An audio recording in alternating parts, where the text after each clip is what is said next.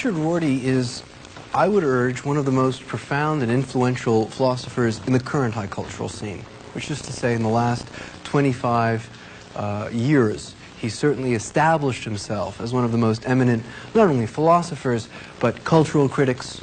He's dabbled in literary criticism, political theory, and has had a very rich connection with various thinkers, running from Derrida to Habermas, and of course the great American literary critic Harold Bloom.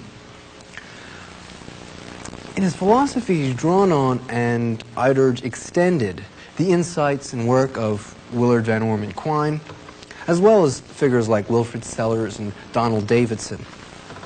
What he's tried to do is move post-analytic American philosophy, which is the philosophy that comes out of the Quinean destruction of positivism, in a purely pragmatic direction, and has in fact attempted to argue that both the continental and American analytic traditions are both headed down the same road, and if they take the next 3 steps, will wind up with pragmatism and William James. Like James and Dewey before him, Rorty's pragmatism is deeply informed by a powerful commitment to democracy, as well as naturalism, tolerance, and a sort of intellectual openness. In addition to, and here I think is what becomes significant, a profound awareness of the contingency of all of those values themselves. None of them are taken as absolutes or finals or givens, but rather as particular forms of life that have emerged in America and in the West, and which we cherish on the basis of our experience of them, not on the basis of their foundations. As an historicist, which is to say a reader of Hegel, much of Rorty's work has taken the form of a critique of the modern, what we might call capital P philosophic tradition, a tradition which Rorty claims centers around capital T truth and capital R reality. So Rorty wants to get rid of all these capital letters and start bringing back little p philosophy, little t truth, and little r reality. I think the first major work that tried to argue this and create this sort of sense of transformation was a really path-breaking work called Philosophy and the Mirror of Nature. In that text, Rorty suggests that the history of modern philosophy, particularly epistemology-based philosophy, from Descartes all the way up to the present day, is based on the notion that there is some sort of a medium, a third party that intervenes between ourselves and the world. This medium, in every case, it is represented as, in some sense, mirroring the world. And it is only with this medium, or third party, that we in fact have any sort of contact. And of course, you've heard this before. This is the notion of truth as correspondence, when that medium correctly copies in its representations the world that it is a copy of. So, very briefly, I want to run through the historical critique that Rorty offers. He begins with Descartes, because Descartes really begins the whole project for him. Descartes introduced, and I hope you'll remember Locke refined, the positive mind and its ideas as the medium between ourselves and the world. Right? So, in this sense, the mind is, as it were, as he says, a mirror, in which our various ideas are representations of the world. And what the philosopher does is he looks at that mirror, right? And he looks and tries to find out which representations have the markings of accuracy, of copying. And for Descartes, we'll remember those properties were clear and distinct. So he looked into his mind's eye, as it were, his mind mirroring the world, and said whichever representations are clear and distinct are true. Locke, on the other hand, said whichever representations can be seen to be derived from sense are true. That's how we know they're a correct copy. And of course, philosophy does more than that, too. Through analysis, right, and reflexive contemplation, presumably the philosopher not only picks out the right representation, but sort of polishes the mirror up. So he can see a little more clearly in the future. He clarifies concepts, as it were, or so the locutions run. Now, there was a problem we found with positing that veil of ideas, right, that stands between us and the world, that show between our ears, as it were. The problem was skepticism. It's impossible to prove that, in fact, there is any world beyond just that veil of ideas, and that if it is there, that those ideas correspond or copy the world, which is the self-defined notion of truth. Which is to say, it's hard to tell whether our ideas correspond with the way the world, capital R, really is. Now, Kant tried to solve this problem with his Copernican revolution. Right? He introduced the notion of a conceptual scheme. That, in fact, a lot of our interpretation of the world is supplied by ourselves, our own minds. In so doing, Kant was able to make epistemology, as the study and range of all possible knowledge within our mind-imposed a priori conceptual scheme, the architectonic discipline, or what we might call first philosophy, which was the position that metaphysics had taken for Aristotle. Now, I think you've learned from Professor Segru that Hegel undermined this project, right? He showed us that all of those conceptual schemes are historically contingent. They change over time, and they change across space. There are presumably cultures that do not have the notion of cause and effect. There may be cultures which do not have the, or are fully richly developed notion of physical four-dimensional objects, and therefore conceptual schemes are themselves contingent. And that, of course, as we know, led to the profusion of speculative metaphysical systems, because we found that science itself is just one conceptual scheme, and we got the flights of imaginative fancy. And then the positivists responded. They had to nail that conceptual scheme down to something so that they could get back to first philosophy, to the serious foundational task of grounding our beliefs. And what they did was turned linguistic. They took the conceptual scheme out of the mind and put it into language.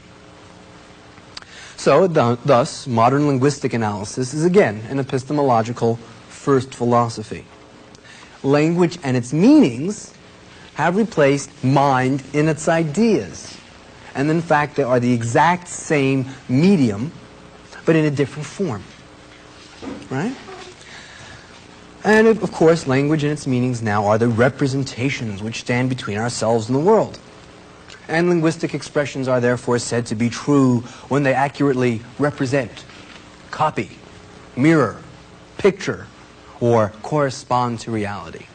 And various philosophers have introduced new words that are basically synonymous with the others so that they can somehow seem new and unique. We're getting somewhere with this project. It's not just spinning its wheels.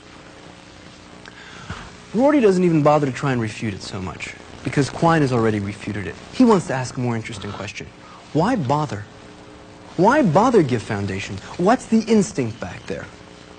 And what he argues is that what underlies such philosophical projects and what unites them to their Platonic forerunners and forebearers is the desire to constitute philosophy as a meta-cultural criticism. Right? It is literally the desire to have a God's eye view of things. So the philosopher, through studying the medium of representation, can see things as they really are in their essence, just the way God would see things, not the way we see things. Moreover, the philosopher is a figure, very much we saw this with Ayer, but also with Kant and the others, who wants to stand up in his ivory tower in the philosophy department, look around the university and say, oh, you know, the stuff they're saying in the English department, it's a lot of nonsense. I know. I'm a philosopher. What they're doing in the science department, that's just fine. That's good. Historians, be a bit more like the scientists. As if he had this sort of metacultural role to criticize everything around him because he knows the nature of truth. He knows the nature of reality. He's seen into the bottom of representation. So the goal of such a philosopher is to stand above all of the other high cultural disciplines and tell them what's meaningful and what isn't. What's legitimate, what is not. And this is very much like Plato's philosopher king, isn't it? Right? Plato's philosopher king is going to go around and tell the poets, you can say this, but that poem you have, it's not allowed. Go away. Right? So literally, the modern philosopher would judge all the moves of all of the players in the high culture and decide on the basis of his epistemological criteria which are legitimate and which are bogus. Right? He would then be, as it were, the commissar of high culture. In the modern epoch, what this means is that the architectonic cultural role that was held by religion in the medieval period, right, and that finally, after several generations, was replaced in the Enlightenment by the scientist, right, this was the architectonic, fully human discipline, is now, at least according to its own self-conception, since the Kantian epistemological turn, held by philosophy, right? What was once the high priest of humanity being a priest, then became a scientist, is now the logical positivist or the philosopher who discusses the nature of truth. Rorty argues that what we have, therefore, is not really a secular culture at all. Because secularism is not replacing religion with science, or science with philosophy, but doing away with architectonic disciplines in the first place. A truly secular culture will have no architectonic disciplines, but will instead allow free play between all the various disciplines and fields, between all the aspects of culture. There will not be a propensity to say, well, you know, literature, that just expresses feelings. Rather, you'll say, no, literature has its place, and it's wonderful, and we should read it. Philosophy has its, science has its own role, history has a role, and none of these trump the other.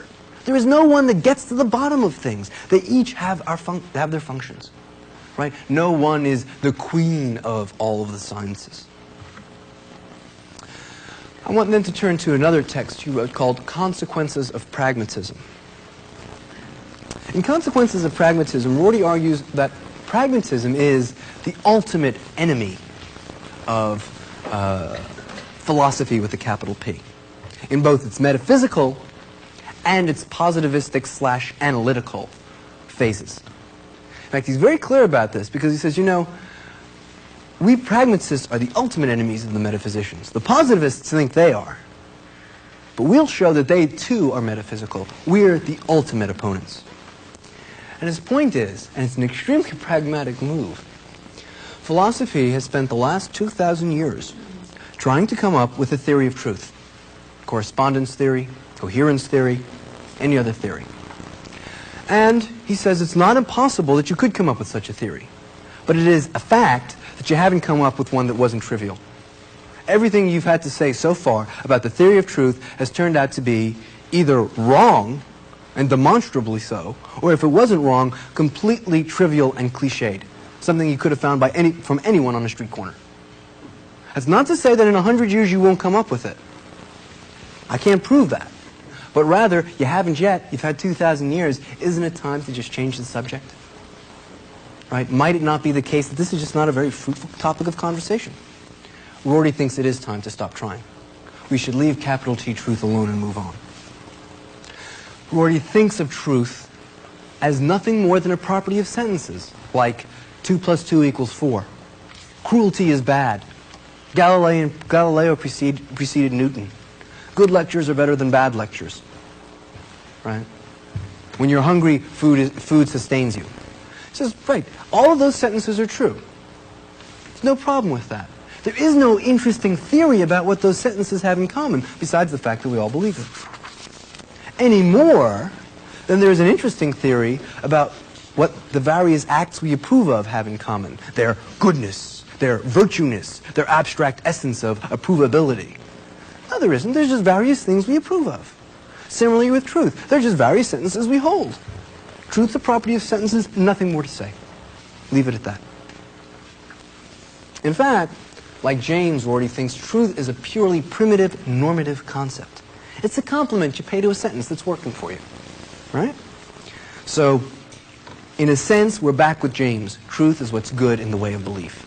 And good, too, is just a compliment. You see an action, you approve of it. By saying good, you don't point out some particular feature it has. You simply say, yeah, keep doing that. I like that. And when you say bad, you say, don't do that anymore. I don't like that. That's all there is to it. And we don't need any more than that either. So what Rorty's saying is, James was mistaken in only one thing, calling that a theory of truth. It's not a theory of truth. It's a completely trivial remark to say about truth that it's a compliment you pay to sentences that work. It's completely trivial. And there's nothing wrong with that, as long as you realize that you don't have a theory of truth. What we have to do instead is what he calls change the conversation. And he gives a wonderful example. He says in the 18th century, after Newton wrote, there was a profound dispute between the issue of primary and secondary causes. Right? Newton has shown all the secondary causes of motion, the laws of dynamics. But what were the primary causes? What were the divine causes? What were the purposes behind it that started those secondary causes in motion? And Rorty points something out. You know, we never solved that problem of what the primary causes were or what the relationship to the secondary causes were. We never solved it. You know what we did? At a certain point, we decided, you know, that's not a very fruitful topic of conversation. Let's just drop it. Let's just talk about secondary causes from here on in. And he says it's the exact same thing with truth. It's not that we have an answer for it. It's not that we can prove it's a bad question. It's not getting us anywhere. We've tried for 2,000 years. That's enough. Let's just drop it and move on to another conversation. Right? We should never try to offer such a theory or prove that such a theory is impossible, but just change the subject of high cultural conversation. Nonetheless, Rorty does argue at least a few claims against that correspondence theory of truth. Because such theories always assume that language is that medium of representation that we can compare to some fixed, final reality. And thus the connection between language and the world is a mirroring relation. Right? We saw this with air, that language could not be part of the world because it must mirror the world, it must picture the world, it must copy the world. But Rorty, with Quine and Davidson, thinks that language is part of the world. And the connection between our linguistic usages and other phenomena is purely causal. Right? We're a particular species, and our sounds, our culture, is a means of coping with our environment. It's a tool that in itself evolves as we evolve, like opposable thumbs. So, for example, Einsteinian physics, right, is preferable to Newton's, not because it accurately represents the world, or is a better copy of the world, or more accurately mirrors the nature of the world, but simply because it better helps us to cope with nature by allowing us to make more accurate predictions, more precise calculations, and a good deal more powerful control over physical processes. And if one thinks of all of culture as doing that, as enabling one to cope, then one will not have the desire to draw an invidious comparison between the scientist and the poet, between the physicist and the priest. They each help us cope with our environment in one way or another. There's no need for such invidious distinctions. You can't dispense with any of them. And obviously, this is true of the human sciences, of the arts, right? It is not the case that science is true and painting and literature are something else. No, that too is a way of helping us interact with our world, with our environment. And therefore, we should think of beliefs not as metaphysical entities that mirror, but simply as habits of action. They're encoded ways of talking about our dispositions to behavior. Right?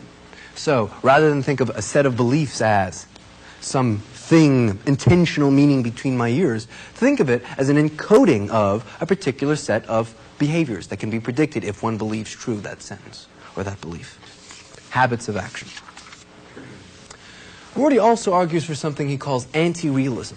Now, don't confuse this with what Nelson Goodman calls irrealism, the view that there are many worlds as there are as ways of world-making. What Rorty argues is, and I think quite sharply, is that the notion of a final and fixed reality, which we can compare to our conceptual scheme, has literally this much, which is to say 0 explanatory power. Right? There is no way to actually ever compare your conceptual scheme to a fixed and final world because you always experience the world under some particular paradigm or conceptual scheme. We saw this with both Kuhn and Quine. So the point is that world which our theories must correspond to is a world well lost. It's a world which has no explanatory function. It's simply a form of metaphysical bootstrapping, of giving ourselves a pat on the back, oh yes, we know we're right. When in fact, you know you're right simply if it functions. If it functions better than previous beliefs. So, rather than try to offer epistemological grounds or foundations for our beliefs, Little p philosophy should instead try to show how our various descriptions, actions, behaviors, institutions, practices hang together in the broadest and loosest sense of the term. It should be a reconstruction of more or less what's our form of life. How does A relate to B? How does our poetry relate to our physics? How does our politics relate to our game playing? How does our economy relate to our sporting events? Whereas philosophy conceives of high cultural inquiry as converging on the truth, that's capital P philosophy. Little p philosophy prefers to see such discourse not as a debate which leads towards the truth, but as a conversation, whose sole purpose is to keep the conversation itself going. There will be no final answers, nor should we even want them. The point is just to keep talking. That's the end in itself. Right? It's carried on for its own sake. In fact, he says that's what we should try to do, is turn Western culture from a debate where we try to get to the bottom and answer questions into nothing more than a conversation which remains open and keeps moving forward. That's what's most valuable in the West. Such a post-philosophic foundational little p philosophy would eschew systematic theory in favor of what we might call, and I have called, edifying discourses. Examples: Hegelian historicism, Nietzschean self-creation, Heidegger's talk of the historically contingent nature of language. All of these, he says, are really not very systematic views at all. They're edifying. They give us a different angle, a different perspective, a different view of things. They offer us wisdom as opposed to, quote, theory. I want to turn finally to his last text, most recent text of, I think, about 2 years ago, called Contingency, Irony, and Solidarity. In here, this text, Rorty tries to show how his own edifying, pragmatic discourses hang together with the contemporary democratic projects of the West. Projects that Rorty calls, I think quite aptly, postmodern bourgeois liberalism. And I should say, he says it with a smile. He considers himself a good postmodern bourgeois liberal. Rorty doesn't try in this text to ground democracy or give it philosophic foundations or prove that it's right or the best form of government, but rather he offers a view which shows how things cohere with our democratic practices and offers support short of justification. Now, in fact, there's a good reason why he does this. He makes one of the most refreshing comments in the history of philosophy. He says, look, if we have to get all of society together and tell them, you know, philosophy cannot legitimate democracy, one of them's got to go. Which one's going to go? Right? He says, come on, democracy has priority over philosophy, not the other way around. Philosophy doesn't have to support democracy, just the other way around entirely. If you have a philosophy which is consistent with democracy, you're likely to get adherence. That's the way it really goes. The form of life comes first. Democracy comes first. That's the valuable part of our project. Okay. Rorty in the text argues that post-Hegelian inquiry has shown us contingency.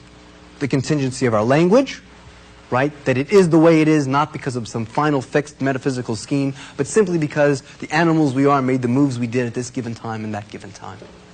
Our institutions, similarly, evolved not on the basis of some great plan, but simply through trial and error. Right? We did not put in amendments giving us freedom of speech in this country and freedom of religion because we thought they were absolute goods. We wrote such practices because we couldn't enforce orthodoxy. We tried for about 100 years and it failed. There's too many darn sects in this country. Everybody goes off and forms their own little church. So we made a virtue of necessity. Now we see it for different reasons. It was contingent. Similarly, our beliefs, all of our values, all of our institutions, all of our form of life is contingent. Hegel showed us that. What this has allowed us to do is realize how we might redescribe ourselves and our institutions. Right? That we can redescribe what the founding fathers were doing. They thought they were making an accommodation with reality, but we can redescribe it as saying, no, they were really leading to the realization that tolerance is good in and of itself, that it's the best form of life. And now we can come to realize, because of this contingency, that there is no big reality, truth, or goodness, no metaphysical virtue which we must subject ourselves to. We create virtue, goodness, truth. They're all contingent. We needn't feel ourselves to be a function of something outside of ourselves, that there is some metaphysical power which we must be subservient to, which once was God and then became science and now is the criterion of meaning or some such thing. We are, as it were, he's being quite humanist. We're the center.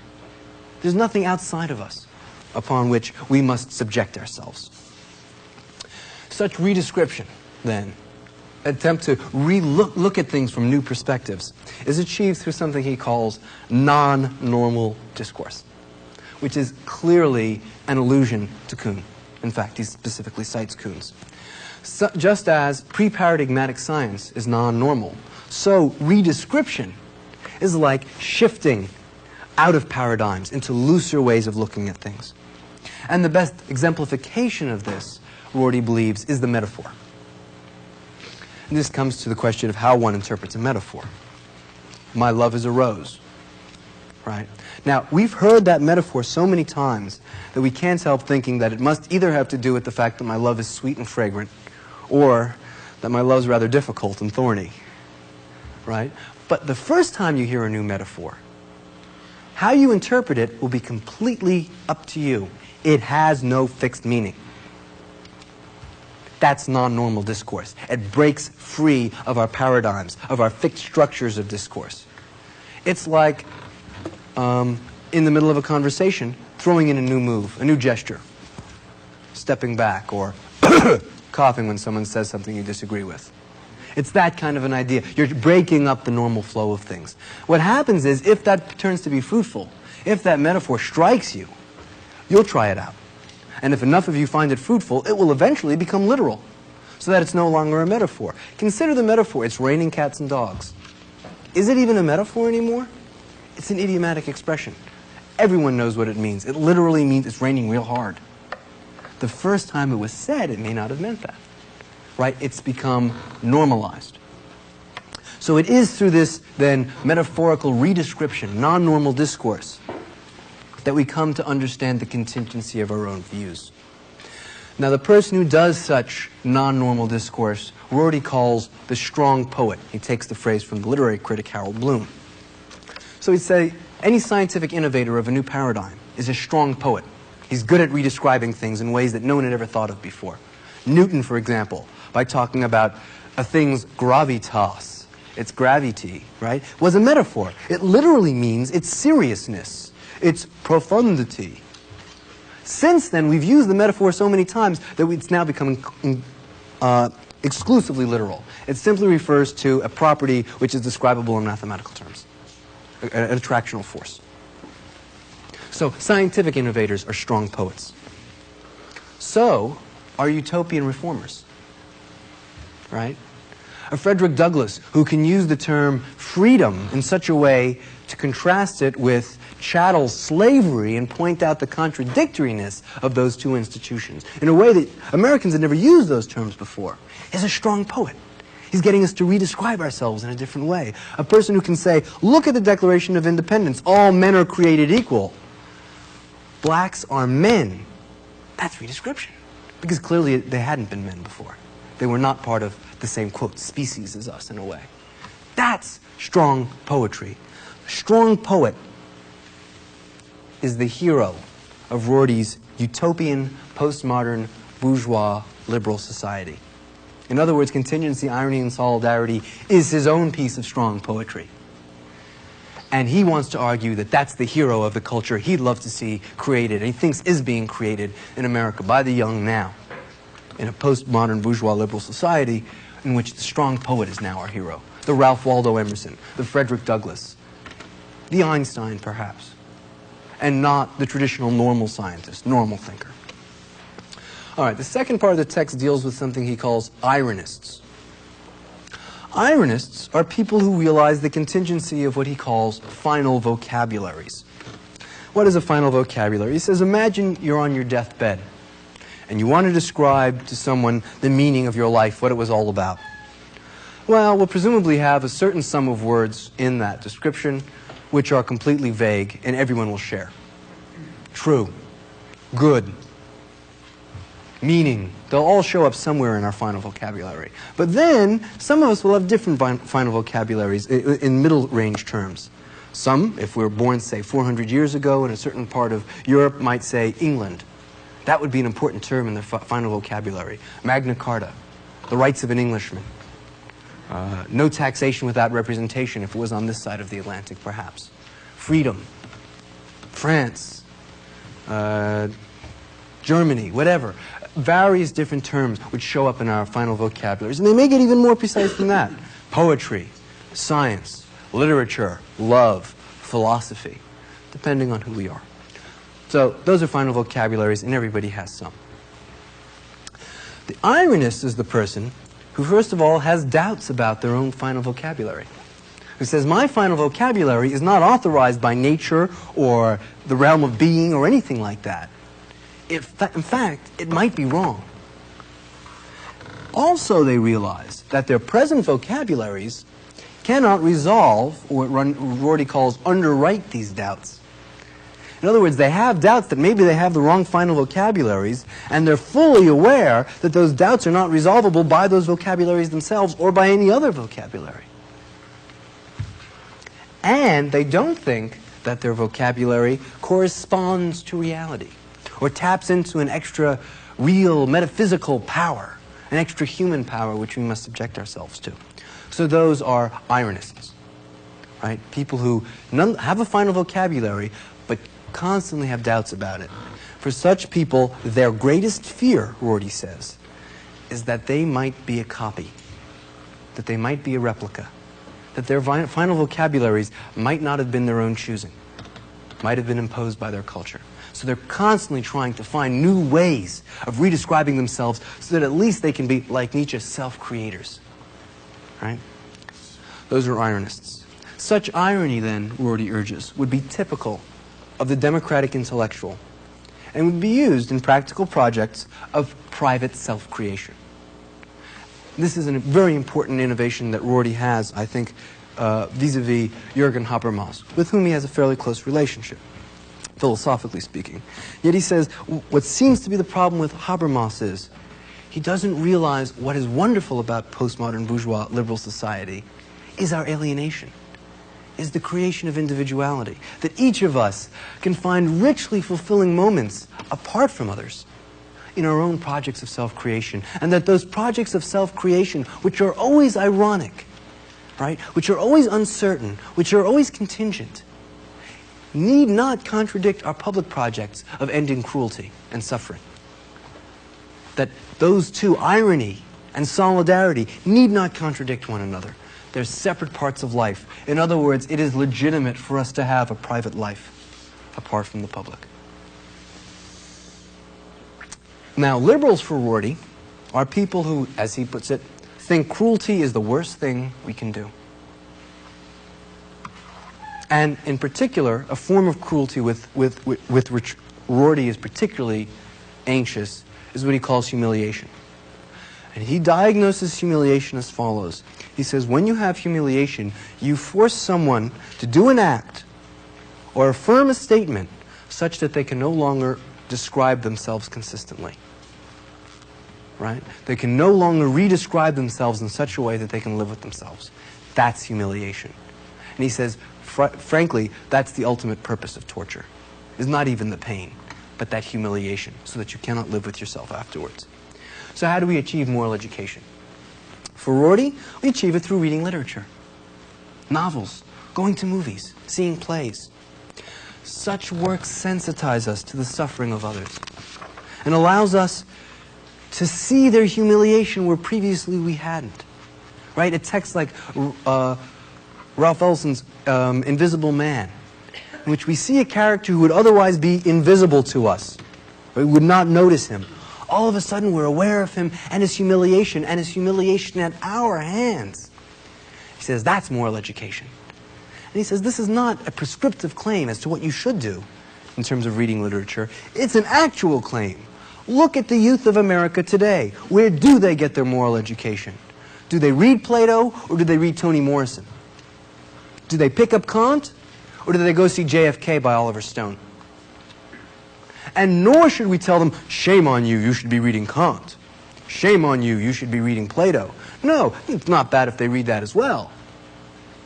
But they are right to get their moral education from those texts. Those texts, for the first time, allow them to see others as something other than others as themselves. Right? It helps us literally re-describe people we thought of as aliens as just like us. Right? Think of a novel, or not a novel, a book like The Diary of Anne Frank. What does it do? But tells us, take someone who we thought was an alien, this young Jewish woman, and we read the story, and all of a sudden, she's just like we are. She's no longer one of them. She's one of us. So what holds our society together then, for Rorty, is not shared rational legitimations. It's not philosophic beliefs. And this is a good empirical point. How many people even have philosophic beliefs? How many people in our society even read philosophy, much less could care less about it? What holds us together is a sense of solidarity, is a sense of usness, that we're one, that we're a community. It has nothing to do with argumentation or disputation. It has to do with a shared form of life, our democracy, our postmodern bourgeois liberal society. And this is an important philosophical point, because his argument is, if you look at all ethical terms, what they really are what Sellers calls we intentions, right? And the we is our ethnos, or the US/West. And let me try and illustrate that for you for a minute. When you say, use an ethical term like, it's wrong to steal, he says what you're really saying is, there's no absolute to that, but stealing is not the sort of thing we do. Our kinds of people don't steal. So he says, now look, if you really want to deal with a problem of cruelty and suffering, and the one that really troubles Rorty is the plight of young blacks in inner cities. He finds that extremely troubling. He says, you are not going to help them and get any help for them if you appeal to people's sense of humanity and say, my goodness, humans are suffering there. Humans suffer everywhere. The right way to deal with that problem is to appeal to our ethnocentricity and say, you know, those people are Americans. And we don't do that to our own. We don't allow Americans to live that way. They're not them, they're us. Americans shouldn't tolerate other Americans living such a lifestyle. And his point is, ethical terms, as we intentions, lose their force as we spread the we out too wide. So if we begin to be concerned about humanity in general, then someone's going to come along and say, yeah, why are you so concerned with humans? What about dogs? What about dolphins? What about whales? And someone else will say, yeah, what about amoebas and planktons? No, the force has power only for our ethnos, the US or the West. Now, he says, such ethnocentricity is not something to be afraid of, in our case, for one reason. Our ethnocentricity of the West is distinguished by its self-correcting fear of ethnocentricity. Right? Our ethnocentricity, precisely because it went through a period of vitriolic racism and imperialism, has learned a lesson, that it should distrust itself, and that it should always try to be open as possible. And for once, Rorty is being, not just once, but making a claim which I think is quite accurate, that if you stop and look around the world right now, perhaps because of the horrible things the US and the West have done, it is by far the most tolerant culture in the world.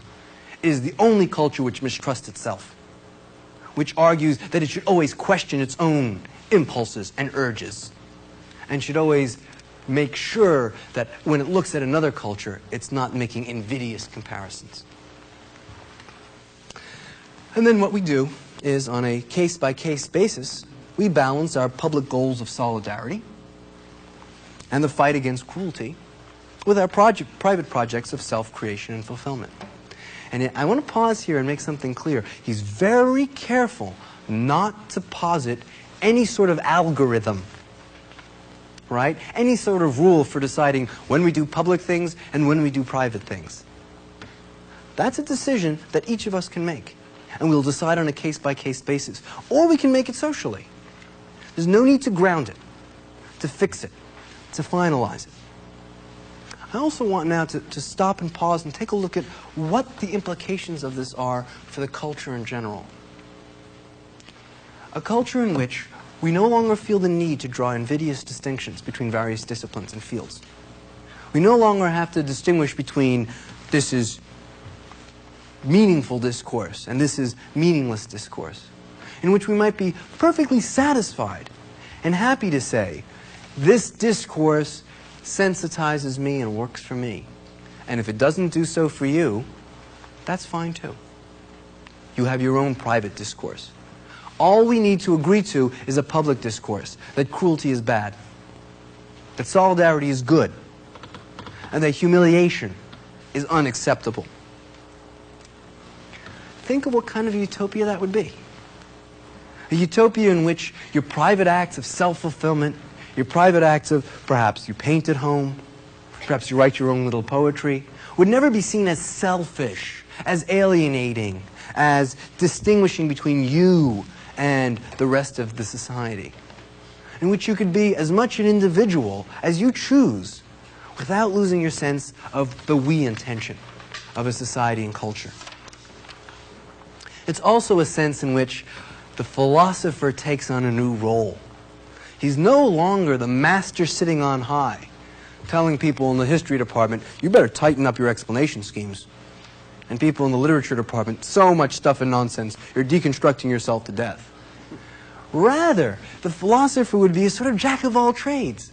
Instead of standing above the various disciplines, and the various departments up in a super high ivory tower saying, good in science, bad in math, or whatever, he'd be running between the places, running over to the anthropology department saying, give me something to think about. And as soon as I get that, I'm going to bring it over to the historians and say, have you heard what they're talking about in the anthropology department? How they're thinking about the human project now? While I'm at it, why don't I go over to the literature department and see what they have to say about it? Maybe they'll show me a way of redescribing my own project such that I can bring the anthropologist and the historian together. He says that we're already beginning to see such a field, such a new project. And it's not the philosopher per se, though it is Rorty and it is some other philosophers. He says that figure he wants to call the literary critic. The reason is because, I think quite factually, he represents, literary critics don't talk about literature anymore. Or not primarily. More often than not, they talk about politics, they talk about philosophy, they talk about Kuhns and science, right?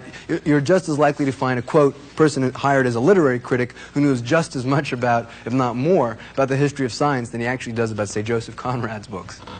And he says that's not something we should fear. It's evolved that way for a good reason. Because philosophy made the mistake of trying to stand above instead of connecting, instead of drawing together. And such a literary critic, I would urge, in fact, that we drop the term literary critic, my own feeling, and replace it with a broader term even than that, the cultural critic, because literary criticism, I think, has certain connotations, which cultural criticism doesn't. But the cultural critic then would be a person who's an eclectic, who reads a bit of Kuhn, who reads a bit of Quine, and then maybe goes and looks at a bit of Picasso, listens to a bit of Charles Ives, perhaps. Maybe even a little rap music while he's at it.